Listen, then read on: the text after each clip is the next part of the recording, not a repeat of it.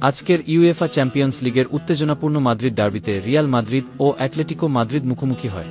ম্যাচের মাত্র 2.8 সেকেন্ডের মাথায় অ্যাটলেটিকো মাদ্রিদ কনর গ্যালাঘারের চমকপ্রদ গোলে এগিয়ে যায়, যা রিয়াল সমর্থকদের হৃদয়ে ধাক্কা দেয়। রিয়াল মাদ্রিদ বারবার আক্রমণ চালিয়েও প্রথমার্ধে সমতা ফেরাতে ব্যর্থ হয়, যা তাদের জন্য হতাশার মুহূর্ত হয়ে ওঠে। দ্বিতীয়ার্ধে রিয়াল মাদ্রিদের স্বপ্ন জাগিয়ে তুলেছিল একটি পেনাল্টির সুযোগ, কিন্তু ভিনিসিয়াস জুনিয়র তা মিস করলে সমর্থকদের হৃদয় ভেঙে যায়। নির্ধারিত সময় শেষে স্কোর 1-0 থাকায় 2 লেগ মিলিয়ে ম্যাচ গড়ায় 2-2 সমতায়, ফলে স্নাজুক্ষই টাইব্রেকারের দিকে এগিয়ে যায় খেলা। টাইব্রেকারে কিলিয়ান এমবাপ্পে, জুড বেলিংহ্যাম ও ফেদে ভালভার্দে নির্ভুল শট নেন, কিন্তু লুকাস ভাস্কেজ মিস করলে মুহূর্তটি নাটকীয় মোড় নেয়। সব উত্তেজনার কেন্দ্রে তখন আন্তোনিও রুডিগার।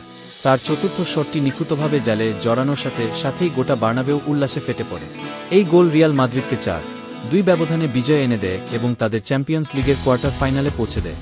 এখন সামনে অপেক্ষা করছে আরেকটি মহারণ। রিয়াল মাদ্রিদের প্রতিপক্ষ হবে আর্সেনাল, যারা পিএসভিকে 9-3 গোলে বিধ্বস্ত করে শেষ 8-এ পৌঁছেছে। রুডিগারের সেই শেষ শটটি শুধু একটি গোল ছিল না, এটি ছিল বিশ্বাস, অধ্যবসায় আর চ্যাম্পিয়নের মানসিকতার প্রতিচ্ছবি, যা রিয়াল মাদ্রিদকে আরও এক ধাপ সামনে নিয়ে গেল ইউরোপীয় গৌরবের পথে।